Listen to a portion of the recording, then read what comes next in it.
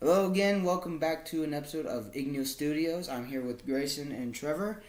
We just got back from watching Black Adam featuring Dwayne "The Rock" Johnson. And it's not going to be a long video, just quick disclaimer, it's not going to be as long as our Batman 1 hour special. We'll try not to do that. But if it happens, it happens. We're going to talk about just a few things. We have a few words for this movie. We're going to try our best to stay on track this time instead of rambling on. We're going to talk about the production side of it real quick, casting, music, whatever. Then we'll go on to what we dislike from the movie, because there are going to be dislikes regardless. And then we'll go with positives, and then we'll go with our final verdict. And hopefully we can stay track of that. Yeah. So let's go with the production side. Grayson, how about you start us off on that? Alright, production side, I'm going to start with the music. So the music, I'm not going to say it's perfect because there are some themes that are like, yeah, I guess. And but specifically Black Adam's theme, I hold in high regard, like the Batman theme from the Batman, and it perfectly encompasses what the character should be. For the Batman, it was the dark brooding with a slight bit of hope. For this one, it's the overpowering godliness that Black Adam is. And just the sound quality with this music quality was so well done. Brief thing, the theater we went to, couple Two parts, yeah. Yeah, two instances in the film, the audio cut off. Don't know why. For like 3 seconds, I think. Like 5 at the most, and then one cut out, and then it was like not even. Yeah. But aside from that, the soundtrack was very energetic and very entertaining, and especially with the bass. I love the bass when Black Adam first appears, and it's just beautiful the whole time. Oh yeah, and real quick before we continue on, we're still on production stuff, but we are going to say spoiler, because we will go into spoiler stuff. And yeah. I don't know when that's going to be, but we are going to go into spoilers, and the movie just came out, so we don't want to be like a few other YouTubers and YouTube channels that are just like, no spoiler titles at all, and they go over the entire movie. Well, I just want a disclaimer on this real quick. Just assume we are going to talk about spoilers, because as I said in my previous video about a week back or so, I said that we are going to be discussing this stuff like a podcast. It's going to be like a very discussion-based series through our reviews, discussions, and whatnot. It's going to be like a podcast. So be ready for spoilers. We'll still say spoiler alert, but it'd be a good reminder to heed that we do talk about spoilers quite a bit. So. Yeah. You've been warned. Yes, you've been warned. So, back to it. And then beyond just that, we have the cinematography and the shots in themselves. We'll go over action separately because that is a separate entity. But the shooting themselves was really well done. Now, for cinematography, there are some shots that are really beautiful, but it's not like cinematography of like the Batman or the Northman where it's like gorgeous and well thought out. In one shot. It's meant to be more of a sporadic blockbuster action superhero movie with story elements than it is a character-driven story like the Northman or the Batman. And so the cinematography reflects that, so I still think it's good cinematography. It's just not, if you go into it thinking it's going to be gorgeous, you're going to be disappointed in that. But I think the cinematography works for the movie in itself. And we've talked about this with our Batman. There's good cinematography, bad, and that's right for the movie. And I think the cinematography was right for this movie. Mm-hmm. There were some parts where it kind of got jarring, but it wasn't so much so that it didn't take you out of the film. Yeah. Trevor, any takes? Yeah. All I can say is it's a bit of a mixed bag to some, but for me, I actually felt like I was following the movements with the characters, especially with Black Adam. Yeah, especially with Dr. Fate, Hawkman, the others. other characters. If I felt like I was following the movement. Yeah. That brings us to our next point: casting. Pretty much everyone was casted well in this film. Dwayne, everyone that's a title character, I will say, was really casted well. Yeah, we'll go with that. For like the main cast that are just not heroes or any of the like, although one of the cast members is confirmed to be a hero, ISIS.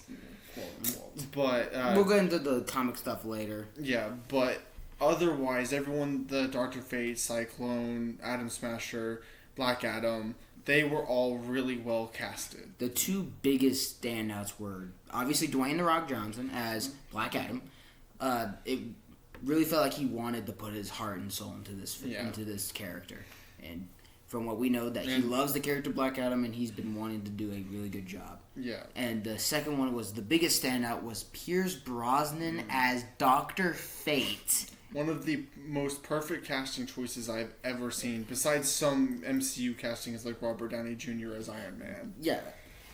This is Ken Nelson, to all the big Dr. Fate comic fact checkers real quick. Yeah, it's not Zatara, it's not a couple of the others, it's Kent Nelson specifically. Yeah, so Pierce Brosnan was a perfect choice. Yeah. The most perfect choice you could have as a live-action version. And Am Smasher, it is not the original Am Smasher. In this film, is actually the nephew of the original Am Smasher. Yeah. So I'm going to say I'm glad that they got that out of the way, so people like reviewing the movie are like, "Oh, that's not Am Smasher. That's not the real thing." No, I'm glad they got that out. Yeah. And Cyclone, she was casted very well. I enjoyed her scenes very well. We'll get more into like certain parts of it more, but I will say I wish we could have seen more of her. Because she wasn't in it a whole lot. Same with Atom Smasher, but she was really not in it a whole lot. I wish we could have seen more of her. But casting, like, again, main heroes, the casting was very well thought out and well done. Yeah. I don't know if they had to do auditions, but if they were typecasted or like their agents called them, I don't know. But they were the perfect choices. I think that they were chosen really well, especially just Pierce Brosnan and Dwayne Johnson. They were perfect. I will say for Dwayne is for a lot of his movies, sometimes it feels like he is just The Rock playing The Rock. This one, there was an element to that where it did feel like it was Rock playing The Rock, but there was also a little bit of extra to it that felt like it was still comic book Black Adam, at the very least Injustice Black Adam. It really felt like that type of character. Brief thing, Trevor and I were discussing it. If you're gonna look at this as a Black Adam being a full villain the whole time, he's not. But he's not a full-on anti-hero at the same time. Yeah, he's borderline anti-hero, selfish villain. Yeah, in a way, there's good heroic motivation to his character, as we'll get into in a moment. At least it's not goody two shoes. Yeah, that was one of the big worries. One of the big worries we had, just real quick, we were afraid that because the trailer showed him like taking out killing a bunch of people in his starting area, the Tomb prison actually, and we were worried that it was going to continue. After that, it was going to go goody two-shoes mode, not killing. Thankfully, this whole film is just littered with brilliant kills. Yep. So if you want a movie about an anti-hero killing people left and right, you're going to be happy. You're going to be happy. You're going to be happy about this. Almost every scene where he's fighting just your normal state people besides the main cast of heroes, He's slaughtering them. He's just slaughtering them. He mops the floor with them. And we'll get to those. That'll be with the action scenes. We'll get into it later. What was that thought? Visual effects. The visuals were gorgeous. My favorite visual effects in the entire film were Cyclone's visual effects with her aerokinesis and Dr. Fate's magic. Mm-hmm. They were my favorite visual effects because it fits the character. Dr. Fate's in particular, I love the prism effect. Mm-hmm. It's like reality warping. I love that effect. I love how the helm looks whenever he wears it. motion capture suit he wore just looks so good. I thought it was an actual costume. Yeah. Not gonna lie. That shows how far they've come. But I do wish that they would do a little bit of both, because that was the problem with Green Lantern. With that movie, we don't talk about that, but that suit was nothing but mocap, and I felt so bad for Ryan Reynolds. But I do hope in the future they do more mixing, because that's what they did for Dwayne Johnson's Black Adam, which they were also supposed to pad the suit, but Dwayne was like, no, I'm already too buff. Yeah, there's no point. Why would you offer that? Yeah. But Cyclone, like I said, the aerokinesis, it looked gorgeous. It did. And it's very Zack Snyder-ish with its visual effects, and especially with the slow-mos. Yeah. There is a plethora of slow-mos, but it's not so obnoxious that it, like, hurts you. Yeah. Snyder has a bad habit of slow-mo. Which sometimes is really well, sometimes is like... I mean, look at 300. You don't need to do slow-mo there. But her aerokinesis, the effects of the colors, it was just really well done, and I was mesmerized the whole time she was on screen. And for visual effects too, real quick, I want to say that the flying was really well done here, because most of the time when you see characters in live action fly, they are flying. But Black Adam was like Omni-Man and Invincible. He was floating most of the time, and then he would fly, but it would be almost instantaneous flight, because how fast he is. How fast he is. Like, I do love whenever we get to see the flight. And we do get one section with that where he's chasing after the bikes. We'll get into that. But I do love that they're showing his just raw speed, because he is basically a god dealing with mortals. Which will bring us to another point in a moment. Yeah. But I just love the flying effect and just how it was, especially because he was just floating the entire movie. What were your favorite special effects?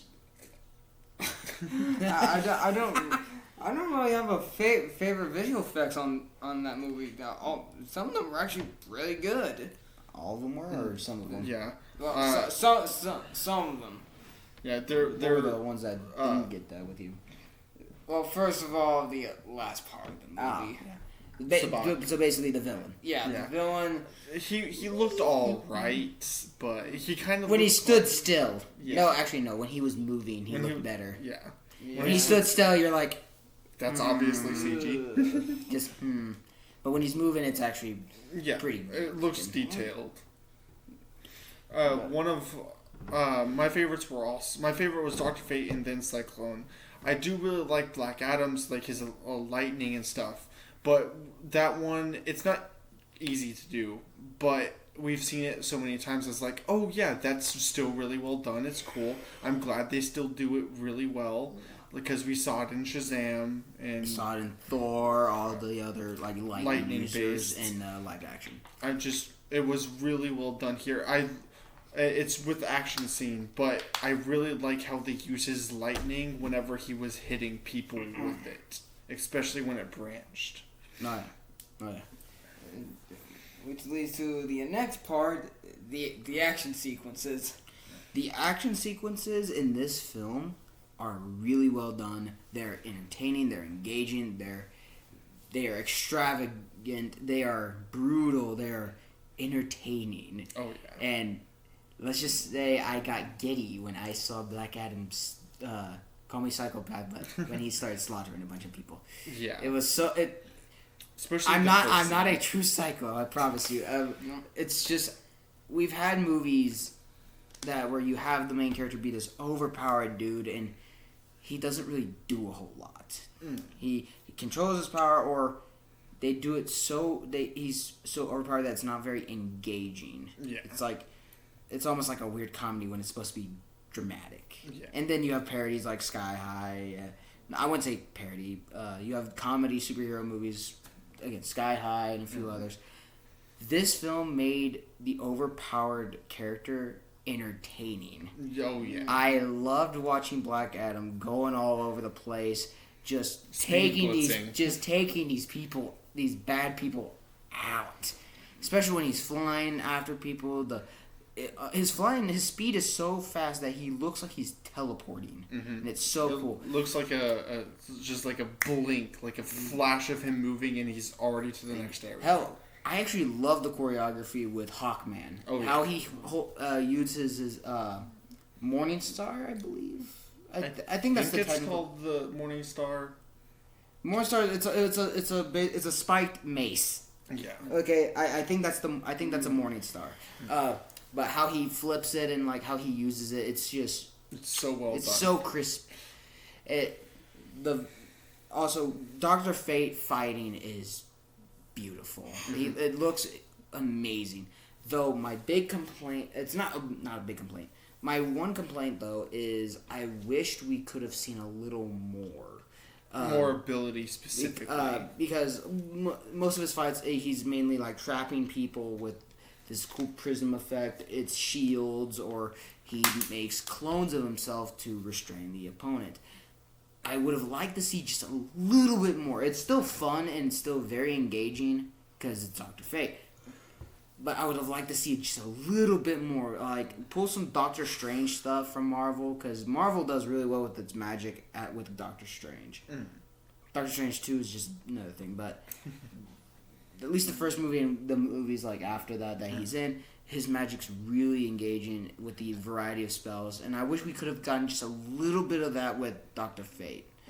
But what we did get, I was very happy with. Oh, yeah. Just, you already have this nice, sweetening scene, just a little bit more of a sprinkle. It would have made it just better. Oh, yeah. That's my only complaint with, like, Dr. Fate in particular. Then, and actually, that's about it for me on the complaints of action sequences. Just a little bit more Dr. Fate using more variety, but what we got, I was very enjoyed with. Oh, yeah. And Black Adam's variety of strength, speed, like we've said before, we are gushing about Black Adam, the character himself. You were going to say something? There's so much to say. If I had to pick one complaint out of the whole movie, it's the villain. Oh yeah, we'll get to that in a little bit. Yeah, that's more of the writing and plot wise.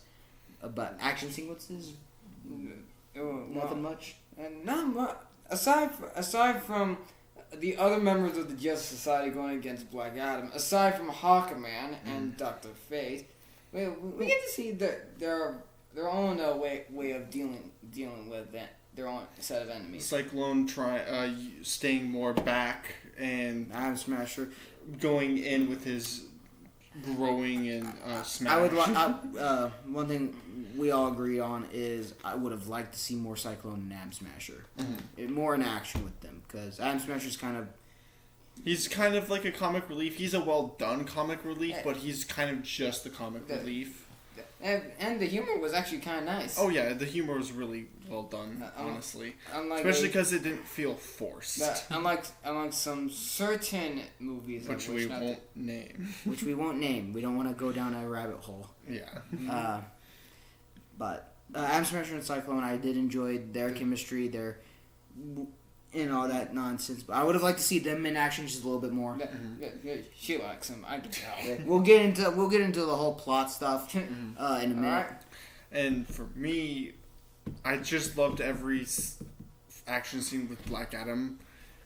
Because, for one, of course, the brutality, but I just love seeing him flash around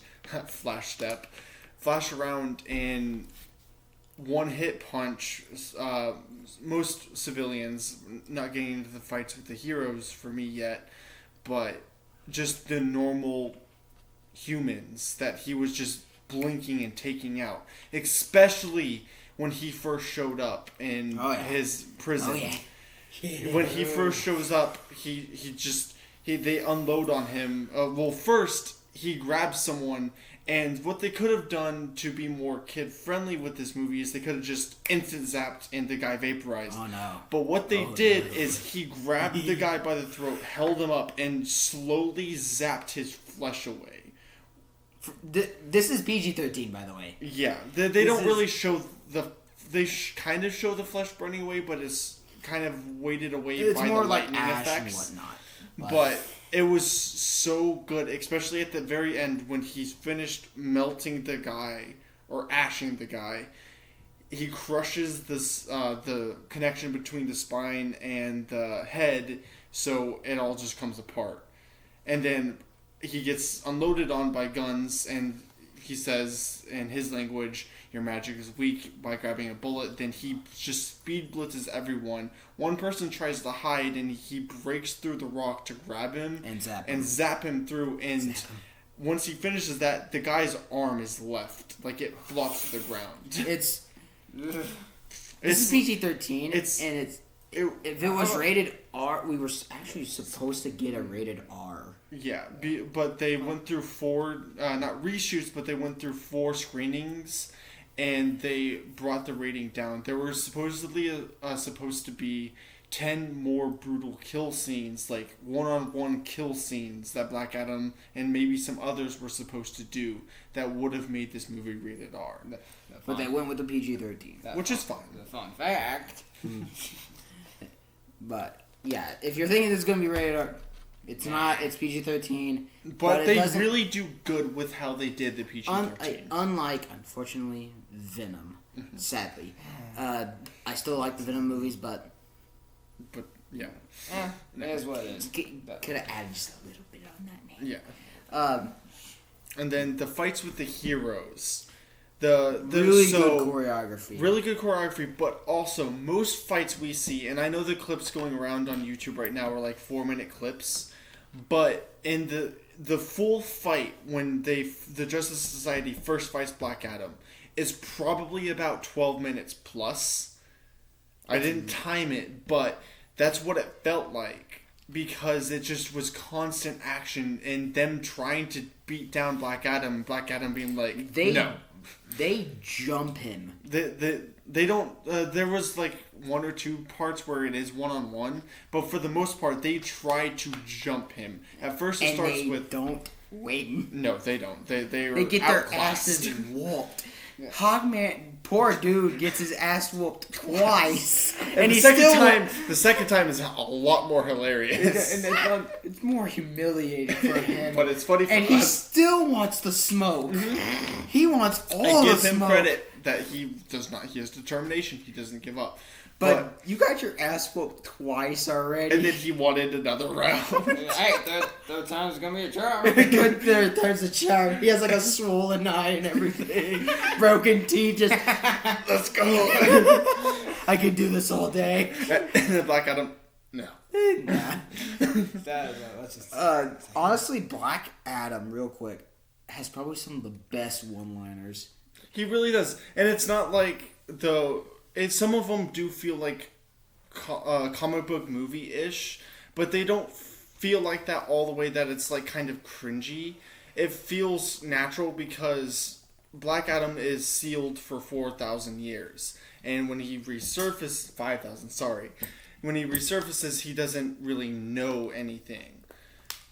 But with that, whenever he is talked to by the kid, we'll get to that later, he's told by the kid that this is how heroes are. Of course, Black Adam's not a hero, but he does say some one-liners, and some of them are really good. Most of them are really good. Not all of them. Yeah, honestly, what the kid told him to say, I was like... when he said it, the final part, I was like, oh, right, that's kind of cool, but he tries to say it multiple times. And it just but whenever he's being his stoic self, and he's saying something... So good. And he's saying something, then he's super stoic, and he's saying something like to Dr. Fate, and it's funny for us because he's so stoic, and he's trying to not be stoic because he's trying to learn how everyone talks in our current age, and it's really well done. That's where the comedy part comes in. It seems like critics and fans are like very polarized about this on this film. Critics are like in the 40s and audiences are in the 80s. And yeah, around that area. Almost to 90s. Yeah, almost. I checked it and it was like 89 for audiences and like 40-something for critics. I think it was 42, but I'm not sure. Yeah. Here's a question. Excuse me. here's the question a lot of people are asking: Is Black Adam, is the DC movies making a comeback? And to answer that question, I think wholeheartedly, yes. Yeah, I think with they really have a chance. With the new head of Warner Bros. Taking charge, not gonna get into that whole rabbit hole, but with the success of the Batman, and hopefully with the success of this film, DC is honestly predating to Zack Snyder's Justice League that was released, that and onward, it's been really doing well. And I think they're making a big. We'll see comeback. what happens with the movies that are about to come out too. Whenever Flash does, and then with Shazam, which I am excited to see. With the last trailer that played for the pre-movie trailers was Shazam, and I was like, that's kind of cool. But I had already seen the trailer, but I saw it there again. I was like, I'm actually really excited for that movie. Because the first one was really good and it was really funny. I hope that they keep the funny tone, but they do a little bit more seriousness, so it does well. Not a specific movie that we aren't going to talk about. We're going to try our best, real quick, to not go into rabbit holes discussing other movies based on the video. Yeah. If it happens, it happens. Mm-hmm. But we're going to try not to go down rabbit holes. Because those can create polarizing opinions. Even though most people on YouTube agree with the opinion on that movie specifically. But we don't want to, risk going into a bunch of rabbit holes for no reason. Yeah. Let's go down through the plot real quick. So... What else? All right, we were gonna go through what we didn't like, but we ended up just talking about what we did like. Well, we still have more, but let's go over what we didn't like. So, I'm gonna go ahead. Go ahead. All right. What I really didn't like about this was there were some story elements that were a little jumbled, and I think that had to do with some of the cuts of the film with the rated R and stuff like that. The plane scene that was in the trailer sadly isn't in the movie. That was one of the things that was cut. Would have been cool to see that though. Would have been really cool to see that. But the first 30 minutes are really jumbled. Everything happens really fast. The pacing isn't that well done. I agree with Trent. I do like that they get all of that out the way because the whole point of it was to just get Black Adam set up. Brief thing, real quick. You want to say something? Yeah, all I can say is that the first 30 minutes of the film just felt rushed. In my opinion, it's happening. It's been happening so fast. We're not even given a chance to take it in. Mm-hmm. Just a brief, real rundown of those first 30 minutes. The movie starts with a narration, an opening narration of the origin of Black Adam through the voice of a kid. And how he talks it, how he's delivering the narration is just kind of monotone. And bland. Bland, it's... And it's the one who did that narration was the kid that is in the movie. Yeah, it's... The narration is just bland, monotone, it's just... doesn't work as well, and then the movie starts.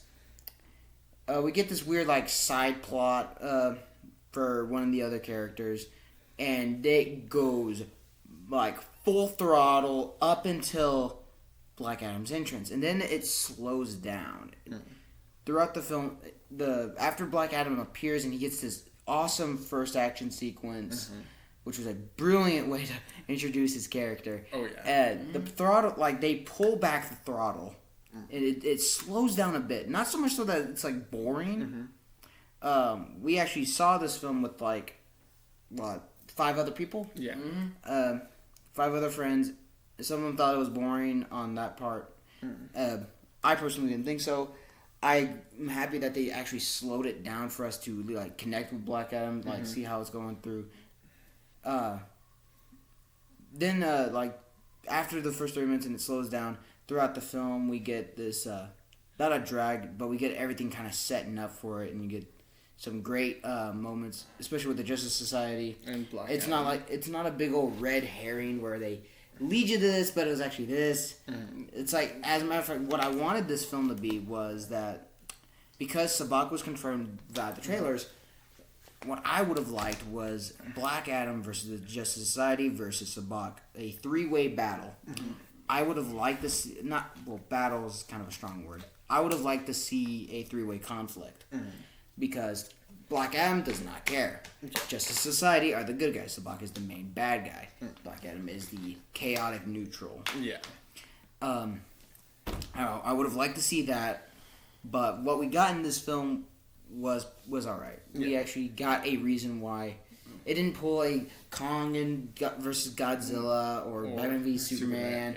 But it actually half and half did that. It did that, but it didn't do it in the way where it was like, oh, I don't hate you anymore. It wasn't cheesy. Yeah. It wasn't. Well, it wasn't forced. Yeah. It wasn't forced. It didn't feel like, wait, what? Here it actually felt like because. Well, what Black Adam does is he, quote-unquote, teams up with the Justice Society to take him on. But it's not that he teams up with them. What happens is he comes back to make sure to take down Sabak. And the two that get the final blow are Hawkman and Black Adam. It's not that he is there already teamed up with them. He shows up after Dr. Fate. Spoiler, Dr. Fate sacrifices himself. And Black Adam's freed from Amanda Waller's underwater prison and goes there and beats Sabak with the help of Hawkman. It's a team up without it being a true team up. Yeah. So that's what I would have liked to see more of the three-way conflict, but I'm okay with what happened. Like I said, the motivation of the teaming up was much better than some of the other films. I thought that I lost it. Yeah, I wanted to talk about like the costume designs. Yes, please. The costume designs were brilliant. Black Adam's was. It went through 3 stages, and all 3 I love to death. When he first shows up, he's wearing a garb. He's like wearing a nice like hooded cloak that is just over his head, and when he first shows up, it's perfect for that scene. Then he loses it after an explosion, and he's just in his tattered version because of how long he has been Black Adam. He's just in his tattered version of his Black Adam suit. And then when he reignites, he depowers himself because he ends up surrendering because of his motivations, and then he reignites and it's a fresh new suit with a cape, and it looks like the Injustice suit from Injustice 2. There's a lot of Injustice references, especially with Dr. Fate, and he actually does his victory pose in the film. He does the cool It was so cool to see that on the screen. Dr. Fate had a mocap suit, like I said, but I thought it was an actual costume, and if it was an actual costume, easy win. But how they did it with the mocap made it look so good. Black Adam suit looked so good. Cyclones, Atom Smashers. And the Dr. Fate helmet. The helmet was one of my favorite things. How good it looked. Oh yeah, it looked really good. And then Hawkman's suit, especially whenever he would expand his wings, those scenes were so cool. Good, so glorious. It was so Zack Snyder without it being Zack Snyder. Yeah, Atom Smashers. It did like a nice blend of like it looks like a full costume and when he grows gigantic, it's more like a CG mocap suit. That's why it was kind of neat. It was kind of neat. As the film goes on, like we said, Black Adam surrenders because throughout the narration, it's Black Adam is said to be this big champion, this hero of Kahndaq. But in reality, it's revealed that it was his son that got the powers of Shazam.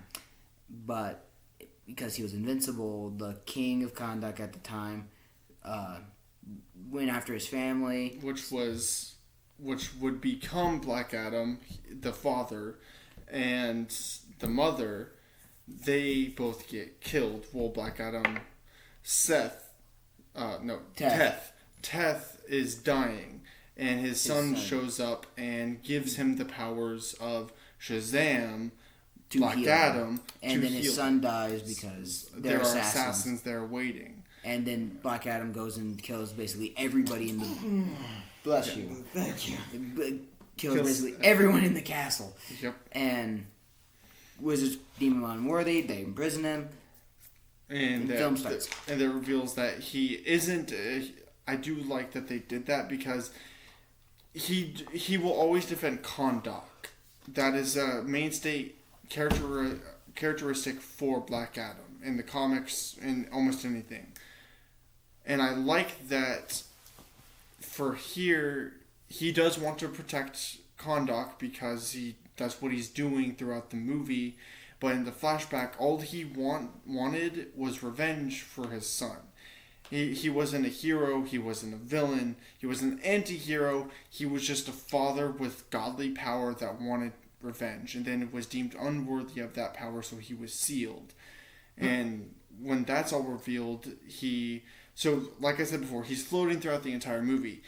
When all that's revealed, he hovers down and then walks to Hawkman and depowers. Shazam! Boom! And lets Hawkman take him to Amanda Father wants revenge. Dwayne Johnson for Kratos. Unlikely. So another thing that I didn't like about the film was the little kid in the film, the boy. His acting was really, really bad. It was more bland than bad. He was just obnoxious to me. He was obnoxious and he was boring. And he honestly kind of set some of the plot lines forward, and that can be a good thing. But he set them forward because he was really selfish and he wanted to force the heroism onto Black Adam. Because kids will do that. Because kids, we all have an ideal of what a superhero should be because of comics and stuff. And comics are in that universe, in the DCEU. And he believes what Black Adam should be because, of course, at the time they don't know they that... They believe that it is Teth that is the champion, but it was actually his son. At one point, it was giving...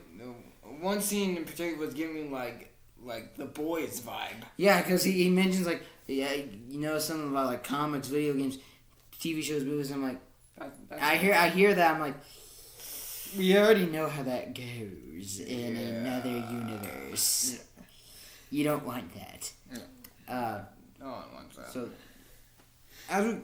but that was the other complaint I have besides anything. Besides one last one.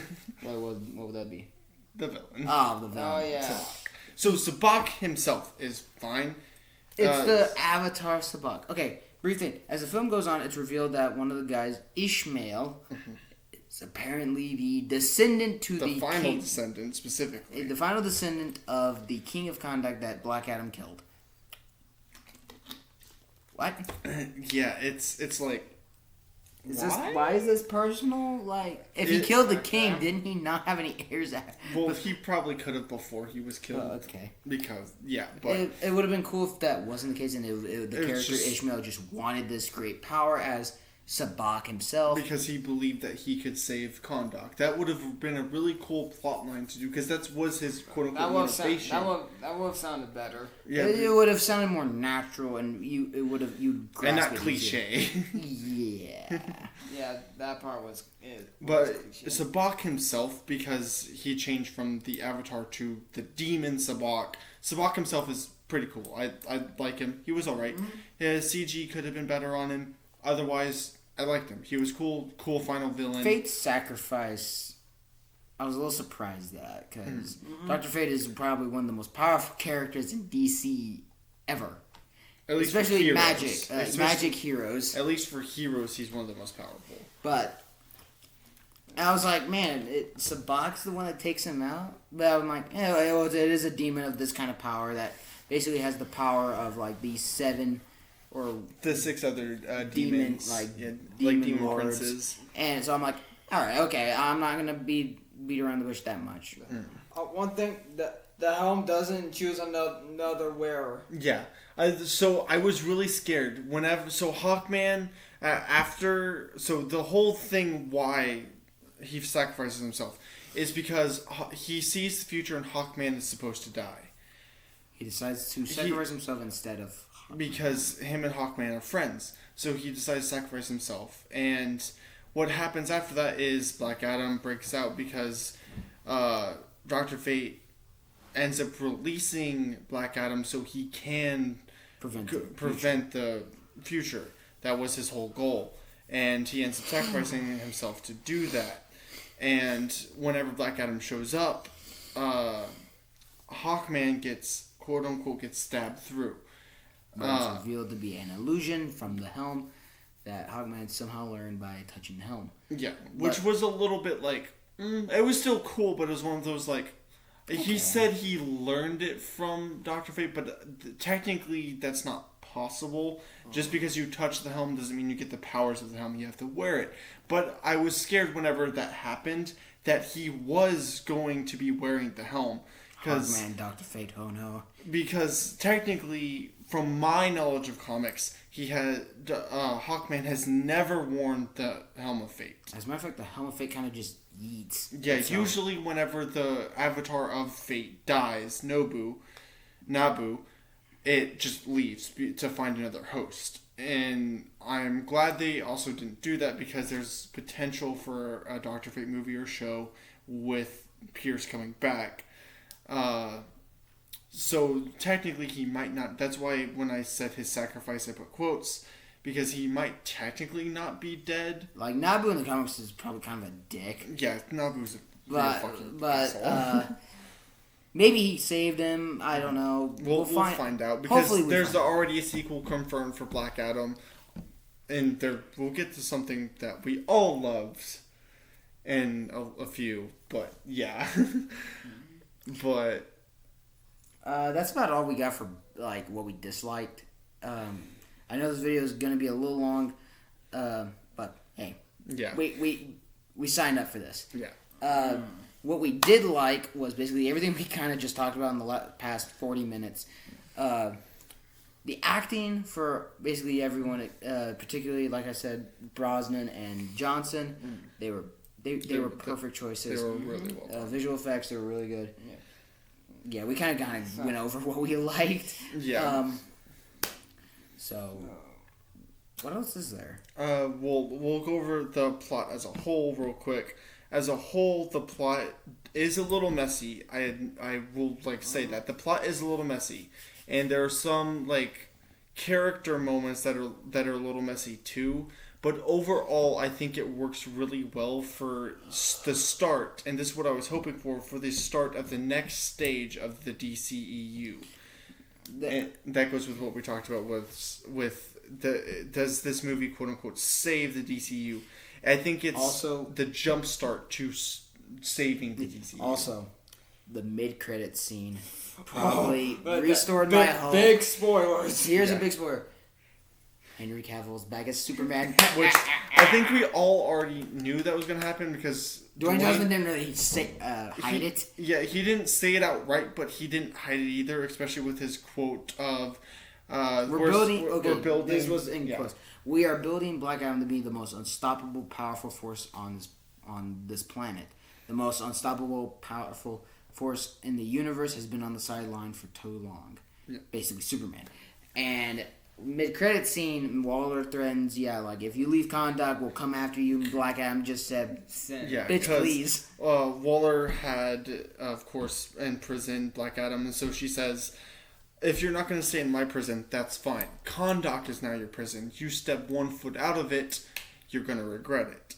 And Black Adam's like, I'm the strongest being on this planet. What do you think you can do? And then Amanda's like, I'll get somebody outside this world. I'll get someone outside of the world. I can call in a few favors and get someone outside the world. He said. And he says, bring them all. And then he destroys the hologram, and then in the smoke arises Henry Cavill in a classic version of course modernized, but a classic version of the Superman full suit. blue, red symbol, just like but it has yellow. a gold inside the S, And of course the red cape. And Henry Cavill has the little cowlick on his hair. And paying homage to Christopher Reeve. They had a slight snippet of the Christopher Reeve's Reeve theme, which I will say something real quick. I hope they do not use his theme for Henry Cavill's Superman as a whole, because they are two separate Supermen that have separate likes and dislikes. And both are legendary. Please give us just keep them distinct. Yeah, and keep Henry's theme from Man of Steel. By the brilliant Hans Zimmer. I would say you can mix them. Like, you can put little snippets of Christopher Reeve's, because that is an iconic Superman theme. But make sure it stays as a whole just Henry's theme. But besides that, Henry's back. Beautiful cameo, which I was very happy with, because Superman 1 is one of my favorite heroes of all time. And I have my problems with Superman, but overall I still love Superman. So, I think we kind of covered everything. Yeah, and with the DCEU, real quick. So there are rumors for Wonder Woman for Shazam, and Batfleck is already confirmed for Aquaman 2. That means our Trinity, if Wonder Woman is true, our Trinity are in the new movies, which means that they could come back. The only one that won't is one we won't say, because that's a lot of drama we don't want to talk about. But it looks like if it's true, if all of that encompasses, because Dwayne wants Henry. Him and Henry are really close friends, and we just found out that Black Adam, he was Henry. Dwayne was already casted as Black Adam back in 2007. And that's how long it took for this movie to come out, because the old heads of Warner Bros. And Warner Bros. Also didn't like Snyder's stuff, so they didn't like Henry. But Dwayne fought for 6 years to make sure that Henry would stay, because he wants to fight, as Black Adam, he wants to fight Henry's Superman. And it looks like he's going to. Think about that, though. 2007. Yeah. That's some dedication. That is... Well, that's just being 15 years. Yeah. Like, that's crazy. Mm-hmm. So, yeah. Any final verdicts, anyone? Okay, I think we discussed this before we actually made this video on what our rating should be. We are between a 7 and an 8. I think 8 may be just a little too high. It is still a very solid film. I think the writing could have been polished just a little bit more, just to give it that just extra mile to be really good. I am going to give it a 7.5 out of 10. I think it's a very solid film. If you haven't seen it, please go see it. Please give this stuff the box office that it needs. To continue this universe. And I hope, but yes. I think the writing needs to be more polished, but overall, I give it a 7.5. And this movie is also just really enjoyable. There are, of course, the messy points, but overall, this movie is really fun. It's fun to watch. It's not... I will rewatch this many times. I will also rewatch it. Like, for the Batman, it was... I could rewatch it because it's so enthralling, and I feel like I'm in the universe. I feel like I'm with Pattinson's Batman. With this one, it's just really fun, and not dumb fun, but just really fun and entertaining to watch through and through. Like Avengers Infinity War. It is that enjoyable. Yeah, it's really enjoyable. There's a lot of things to love. There are a few gripes, but overall...